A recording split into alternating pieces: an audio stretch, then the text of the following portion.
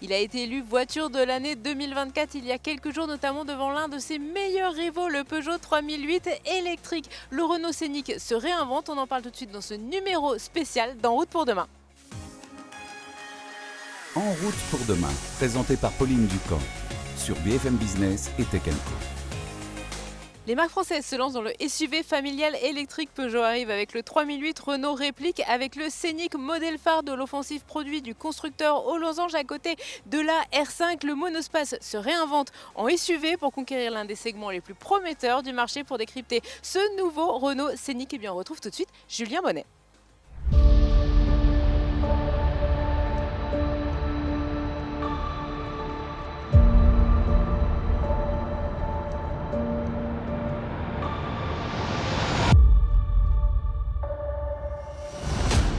Et oui Pauline, c'est en ce mois de mars 2024 que Renault s'apprête à démarrer les livraisons de son tout nouveau Scénic, une 5e génération qui passe au 100% électrique uniquement, et donc une transition accélérée pour ce modèle culte lancé en 1996 et vendu depuis à plus de 5,3 millions d'exemplaires.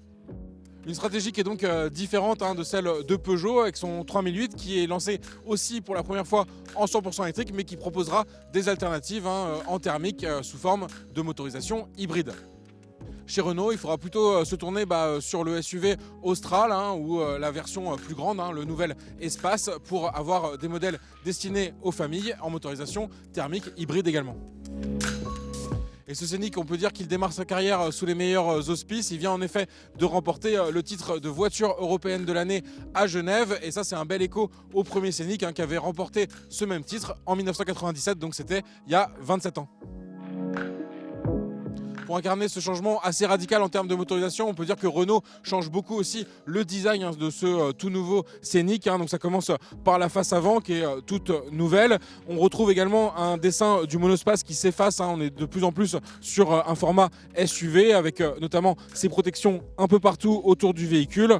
On a également un nouveau dessin des feux à l'arrière qui est introduit par ce nouveau Scénic. Et enfin, on pourra citer ces toutes nouvelles jantes qui ont un design un peu aérodynamique et un dessin complètement atypique. Elles rappellent un peu les dernières créations de chez Peugeot, notamment au niveau de la 408 et du dernier 3008. Et il faut dire que le chef design de Renault vient tout simplement de la marque Lyon. Alors même s'il s'en distingue assez nettement en termes de design justement, il faut voir ce Scénic comme une Mégane version familiale ou version grande taille. En effet, ce tout nouveau Scénic, il fait 4,47 m, donc ça c'est 27 cm de plus que la Mégane qui gardait un format très compact. Et Renault veut d'ailleurs en faire un véhicule proprement dit familial, parce qu'il y a un empattement, donc l'espace entre les roues avant et arrière qui est de 2,78 m, et ça garantit un espace assez généreux à bord. Et enfin, on peut compter sur un coffre d'un volume de 545 litres.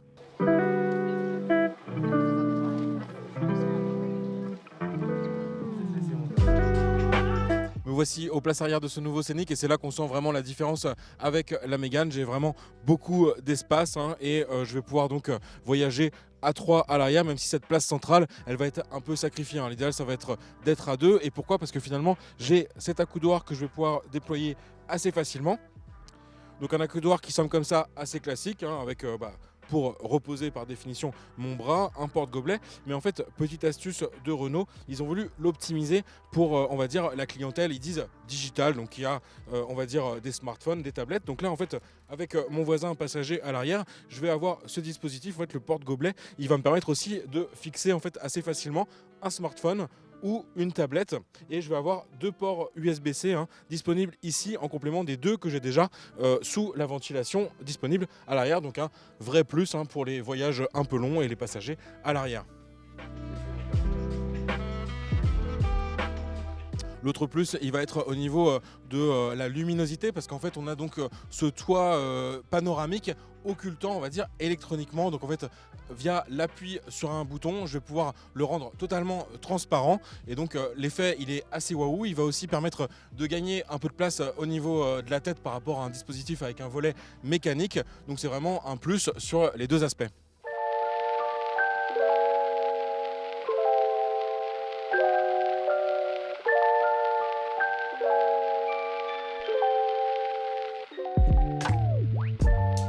voici à l'avant de ce nouveau Scénic et là pour le coup pas beaucoup de différence avec sa cousine dans la gamme, la Mégane électrique. On retrouve notamment le combiné d'écran avec le format paysage en 12 pouces pour l'écran des compteurs et le format pour l'écran tactile pour le coup à la verticale. C'est un système qui est très ergonomique, qui repose sur une architecture Google qui est très fluide, très ergonomique. Donc ça, de ce côté-là, c'est normal que Renault n'ait pas changé la formule. L'occasion de rappeler que ce Scénic, il partage 70% des composants avec la Mégane et ils sont d'ailleurs assemblés ces deux modèles dans l'usine de Douai dans le nord de la France. On parle tout de suite des enjeux de la transformation de ce Scénic vers l'électrique avec notre premier invité.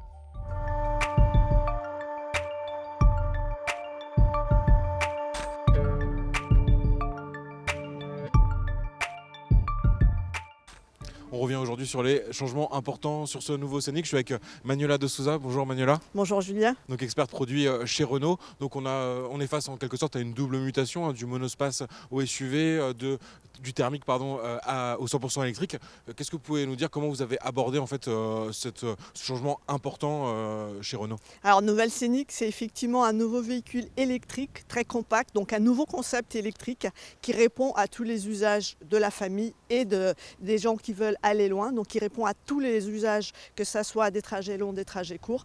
C'est pas tout à fait un monospace, c'est pas tout à fait une berline, c'est pas un SUV, donc elle a des traits, des caractères de chacun de ces concepts et c'est vraiment un nouveau concept qui s'adapte aux évolutions de son temps et répondant à tous les usages de la famille. Et on sait justement que c'est la cible principale de ce modèle, mais est-ce que vous n'avez pas peur justement que l'électrique, ça soit dur de convaincre quand même les familles d'y passer, ou là vous pensez que c'est vraiment le bon moment? Alors avec Scénic, c'est le bon moment puisque Scénic, avec une nouvelle batterie de 87 kWh qui propose jusqu'à 625 km d'autonomie WLTP, donc jusqu'à 370 km sur l'autoroute, c'est vraiment la voiture pour laquelle on aura des usages très proches du thermique, c'est-à-dire qu'on ne va plus s'arrêter pour charger, mais on chargera quand on s'arrêtera. Il y a bien sûr cette question centrale du prix, ce nouveau Scénic qui démarre à 39 990 €. Est-ce que c'est pas quand même un peu cher aujourd'hui quand on regarde finalement le prix moyen d'achat d'une voiture neuve par les ménages français? Alors, c'est le véhicule qui propose le meilleur ratio coût, prix, autonomie. Donc, c'est vraiment la voiture qui devrait permettre de généraliser le véhicule électrique en masse.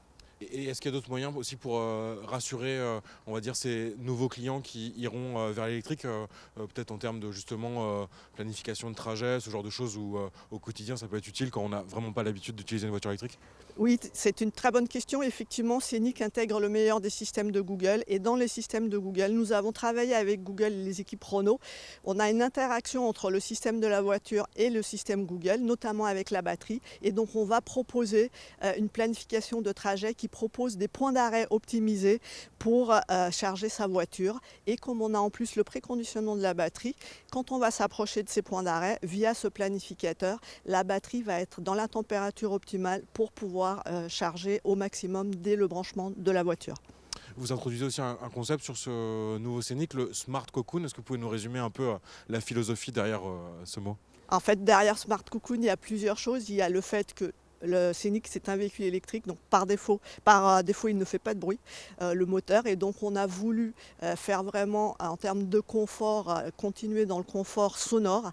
Donc, on isole la voiture de tous les bruits extérieurs, on travaille tous les sons à l'intérieur. Et après, on a vraiment un concept qui propose une très bonne habitabilité grâce à la plateforme électrique. Donc, c'est le confort en termes d'espace. Et on a deux innovations qui participent donc à cet espace de vie à bord qui est formidable et qui est pour se sentir, tout est préparé pour se sentir comme chez soi. Donc nous avons deux innovations qui sont l'accoudoir Enginus à l'arrière et nous avons enfin le Solar Bay qui, avec à la demande par commande vocale ou par bouton, permet vraiment d'avoir un effet waouh et d'avoir différentes positions d'opacification, d'éclaircissement du toit. Vous avez abordé un point assez essentiel, l'espace à bord. Comment finalement il a été optimisé? Parce qu'on sait que la Mégane était peut-être critiquée pour être un petit peu courte pour les familles justement, avec un manque d'espace à bord. Et là, ce Scénic qui corrige quand même ce point-là. Oui, tout à fait. Nous bénéficions de la même plateforme que Mégane, donc qui nous permet de mettre les 4 roues, 4 coins en mettant des éléments dans le compartiment moteur parce que le moteur électrique est beaucoup plus petit. Et toute la longueur qu'on a donnée à Scénic par rapport à Mégane, on l'a donnée au niveau de l'empattement l'empattement et donc au niveau de l'espace à bord, des places arrière et du coffre. Bon, on sait que ce nouveau Scénic qui perd malheureusement certaines fonctions qui étaient appréciées de ses utilisateurs des générations précédentes. On pense par exemple à la banquette coulissante ou 3 vraies places à l'arrière. Est-ce que vous pensez que ça va pas être un problème justement pour séduire cette clientèle ? Alors, le choix a été fait par rapport à ce qu'on vient de dire, c'est-à-dire qu'on a un concept qui donne beaucoup d'espace à l'arrière, beaucoup de coffres. Donc, de fait, on n'a pas besoin forcément d'avoir une banquette qui coulisse pour donner plus d'espace aux places arrière ou dans le coffre. Et d'autre part, si on avait voulu mettre une banquette coulissante, on n'aurait pas eu du tout ce concept-là, puisqu'on aurait dû rehausser le véhicule et agrandir le véhicule. Donc, on sortait du concept qu'on s'était donné comme cible. De garder une longueur assez tout à fait compacte. contenue et Ouais. un espace au sol très contenu et une empreinte au sol contenue. Le design de ce nouveau Scénic a donc été revu de fond en comble. Il y a aussi de la nouveauté sous le capot. Exit le thermique, bienvenue à l'électrique. On prend tout de suite le volant de ce nouveau Renault Scénic. Un essai de Julien Bonnet et Jean-David Duhart.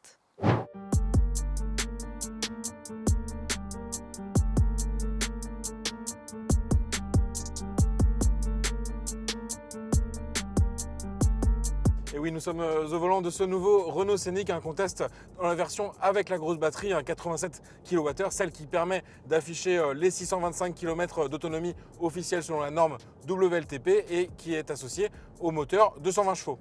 Donc c'est la version haut de gamme, on pourrait dire, du Scénic avec cette longue autonomie et qu'un prix qui a été fixé à 46 990 €, juste en dessous du plafond pour bénéficier du bonus écologique, ce qui signifie que toutes les versions de ce Scénic, elles pourront bénéficier de cette aide. En entrée de gamme, donc à partir de 40 000 €, on dispose d'une plus petite batterie, un 60 kWh, et qui elle est associée à un moteur 170 chevaux. Et donc ça, cette version d'entrée de gamme, elle promet 430 km d'autonomie. Alors forcément, cette autonomie, elle va dépendre de votre manière de conduire, mais aussi d'autres paramètres comme la température extérieure. On va également avoir des modes de conduite. Sur ce Scénic, on va pouvoir les activer directement au volant. Donc un mode confort, un mode éco, donc qui lui va insister justement sur cet aspect de baisser la consommation. Un mode sport qui lui va permettre de profiter pleinement de 220 chevaux de notre moteur sur notre modèle d'essai.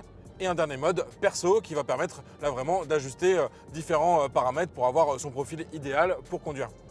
Ensuite, on va avoir les palettes au volant qui vont permettre d'ajuster le freinage régénératif. Donc ça, c'est la capacité de la voiture à récupérer de l'énergie lors des phases de décélération. Et donc au moment où je vais relever le pied de l'accélérateur, on va dire avec le freinage régénératif au maximum, je vais quasiment aller jusqu'à l'arrêt. Alors qu'au niveau minimum, je vais être dans un mode roue libre qui va être assez pratique, notamment sur autoroute. Autre nouveauté intéressante pour avoir une meilleure appréciation de son autonomie, en fait, cette jauge au compteur qui va m'afficher 3 valeurs. Donc là, par exemple, j'ai 589 km selon la norme WLTP, 564 km selon ma consommation récente et 320 km si on se mettait à rouler sur autoroute par une température extérieure de 5 degrés. Côté recharge, on est sur du 7 kW en courant alternatif, donc plutôt sur de la charge à domicile. Et on peut avoir en option du 22 kW. Et sur de la charge rapide, plutôt sur les longs trajets, donc en courant continu, on va pouvoir atteindre 130 kW sur la batterie 60 kWh et sur notre batterie 87 kWh 150 kW. Et sinon globalement, sur les sensations de conduite, l'impression elle est très positive. On a un bon confort sonore avec une insonorisation qui a été pas mal poussée avec ce concept de Smart Cocoon ou de cocon intelligent. Le seul bémol, ce serait au niveau du confort en termes de suspension. C'est pas du tout désastreux, mais on pouvait s'attendre à un petit peu mieux, surtout sur un modèle à vocation familiale.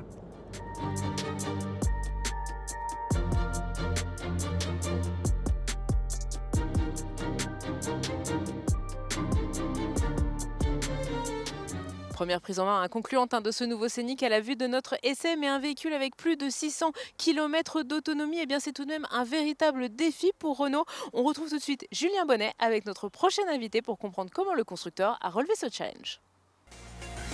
BFM Business et Tech & Co présente En route pour demain, l'invité.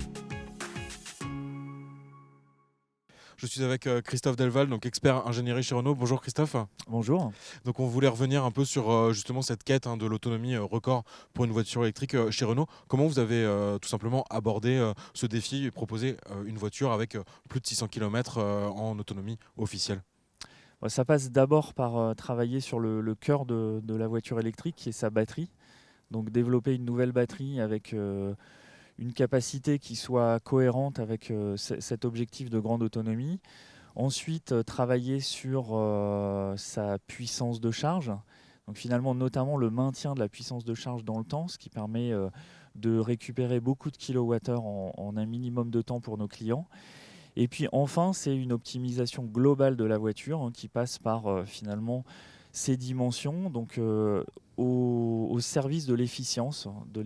Donc en l'occurrence, pour donner quelques exemples, une voiture relativement basse, malgré la batterie qui est implantée dessous, de manière à présenter un SCX qui soit cohérent avec cet objectif d'autonomie. Et le SCX, on rappelle le coefficient de pénétration dans dans l'air. Donc, vous avez optimisé, pour résumer, l'aérodynamique du véhicule, c'est ça ? Voilà, et puis le dernier point qui est majeur sur Scénic, ça a été aussi la chasse au kilogramme. Donc en fait, on présente aujourd'hui un Scénic avec une masse exceptionnellement basse compte tenu de la batterie qu'il embarque. Et donc ça, c'est un travail de détail pour aller chercher toutes les solutions qui permettent d'optimiser cette masse et donc l'efficience de la voiture. Donc c'est tout ce travail pour réduire la consommation, augmenter finalement la capacité de charger rapidement qui va finalement permettre d'arriver à ce qu'il y ait des charges, on va dire, qui étaient relativement, on va dire, complexes. Et ambitieux. Voilà, c'est ça. Tout à fait. D'accord. Et ça c'est quand même fondamental pour séduire aujourd'hui les clients. Vous pensez que l'offre, on sait qu'il y a aussi une plus petite batterie qui sera proposée avec un prix aussi plus abordable. Vous pensez que ça va se répartir à peu près comment entre les deux solutions ? Alors on verra. En fait, on a voulu proposer deux offres pour finalement couvrir l'ensemble des usages, parce qu'on sait qu'il y a aussi des usages assez différents. Donc clairement, la grosse batterie pour un usage familial et envisager les départs en vacances sans aucun souci, rassurer finalement nos clients. Et puis une offre avec une autonomie qui atteint quand même 430 km WLTP, donc qui peut être complètement cohérente avec d'autres usages un peu différents. Donc le mix, on verra. Aujourd'hui, on a des hypothèses de mix, de répartition qui sont en faveur de la grande batterie, puisque c'est vraiment le cœur de la gamme Scénic aujourd'hui. Encore une fois, avec cette volonté d'en faire un véhicule familial, première voiture du foyer, donc sans contrainte d'autonomie et sans aucune crainte de voyager loin. Et on sait qu'aussi c'est un point important aujourd'hui pour les clients qui passent à l'électrique, justement ce côté vertueux sur le plan environnemental. Donc ce Scénic, il est éligible au bonus écologique parce que justement vous avez une production en France, un score environnemental qui permet de conserver cet accès à l'aide principale pour les ménages pour acheter une voiture électrique. Vous avez aussi travaillé pas mal sur l'éco-conception, l'utilisation de matériaux recyclés notamment. Qu'est-ce que vous pouvez nous dire un peu sur ce point ? Alors le premier point, c'est déjà la compacité de la voiture, parce que ça c'est un point qu'on oublie assez souvent, c'est que finalement plus une voiture est compacte, moins elle utilise de matière et aussi plus elle est légère. Ça a été un axe important qui a été de positionner Scénic au milieu du segment C, donc avec une taille raisonnable pour l'Europe et en adéquation avec les besoins des clients. En fait, ça c'est le premier point. Le deuxième point, effectivement, ça a été de réfléchir à une conception qui soit frugale et dans une logique de développement durable. Donc on a 24% des pièces de la voiture, donc de la voiture qui sont issues du recyclage. Et on a 90% de la voiture qui est recyclable, et à commencer par la batterie. Évidemment, avec une technologie NMC qui permet un niveau de recyclage très intéressant. Oui, d'accord. Vous êtes allé assez loin d'ailleurs dans aussi la réparabilité de cette batterie, c'est ça ? Exactement. Donc réparabilité du véhicule, réparabilité de la batterie, puisque réparabilité du véhicule, ça commence aussi à être un point extrêmement important. Réparabilité de la voiture, de la batterie, donc on a une architecture modulaire. On peut changer donc 12 modules dans la batterie que l'on peut changer en cas de défaillance. Alors j'insiste, les défaillances aujourd'hui, avec tout le recul que l'on a sur les batteries depuis Zoé, donc c'est-à-dire depuis 12 ans, on voit que les incidents sont très rares, mais pour autant, étant donné la valeur de la batterie, donc on a intégré cette capacité à réparer une batterie. Et puis évidemment, en fin de vie, on a la partie recyclage qui permettra d'être dans un cercle vertueux. On parlait justement de cette utilisation des éléments recyclés et de pratiquement l'ensemble de la voiture qui est recyclable. Je voyais un petit logo à l'extérieur, justement le fameux signe recyclable. C'est assez rare aujourd'hui dans l'offre automobile. C'est une nouveauté que vous avez souhaité justement mettre en avant pour ce côté un peu écologique de la voiture. Exactement, en fait on a souhaité rendre visuel tout le travail qu'on avait fait autour du recyclage, de manière à ce qu'on ait un repère sur la voiture. Donc il y a quelques pièces qui sont effectivement marquées sur l'extérieur pour signifier tout le travail qui a été fait et le côté vertueux de la voiture dans la période actuelle. D'accord. Merci beaucoup Christophe. Merci Julien.